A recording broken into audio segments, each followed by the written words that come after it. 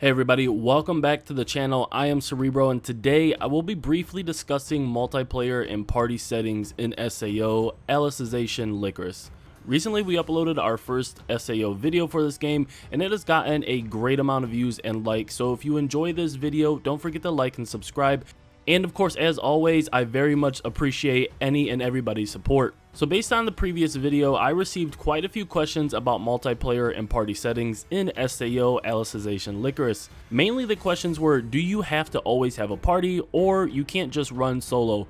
The answer to this is yes, and I will explain why.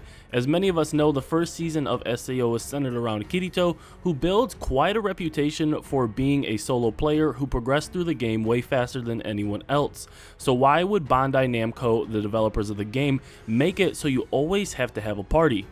When you start SAO Alicization Lycoris, we start the Alicization Arc storyline at Volume 9, meaning we are joining the Underworld with no memories of real life.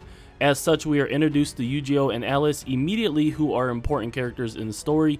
As you quest and follow the main story, Yu-Gi-Oh will accompany you along with several other characters because you are doing the main storyline.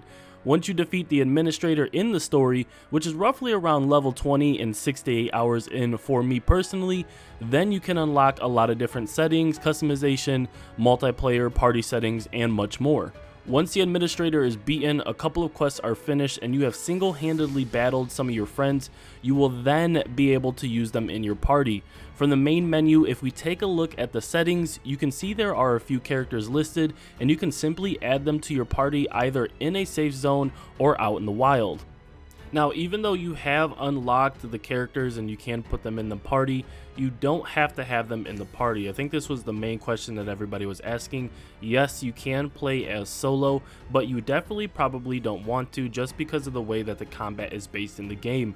It's not a traditional RPG hack and slash to where you're going to be running around, hacking and slashing everything, killing them within seconds. The battles are very long and take some time. Now, as far as survivability goes, the battles aren't too hard, they're just very, very long. So like I said, you can play as solo, but once you get so far in the game, you do have the option to switch out what characters that you want in your party if you want to run a party. Now, companionship is a feature in this game which basically allows you to build a better friendship with your friends, increasing their affinity, and allows for affectionate actions to be taken in place or public, such as holding hands or hugging. Each character can also have passive combat skills and buffs assigned to them based on what you unlock in your skill tree. This also applies to weapons that are crafted and bought, armor, wearable items, etc. Essentially, when you're talking about the skill tree, a lot of the skills that you're going to be unlocking, they can be used for your main character or they can be used for your allies as well. Based on the combat in SAO Alicization Lycoris, you will surprisingly find that bringing companions along on certain quests is very helpful, because fights can be very long, or 1v3 against Kirito, trust me, is not a fun thing to be doing. As far as the party you choose goes, SAO Alicization Lycoris allows quite a few options for winning combat. The first is the option to control what they do, such as applying heals, buffs, or using combat skills to attack.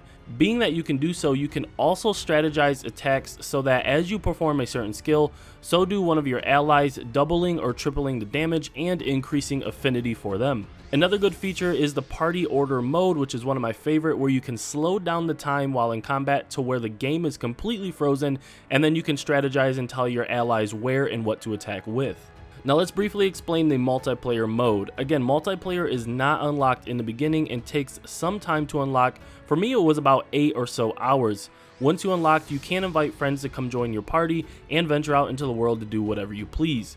The game does offer a more objective approach to finding a party or allies by allowing you to search via certain quests that need to be completed or for people that are similar level.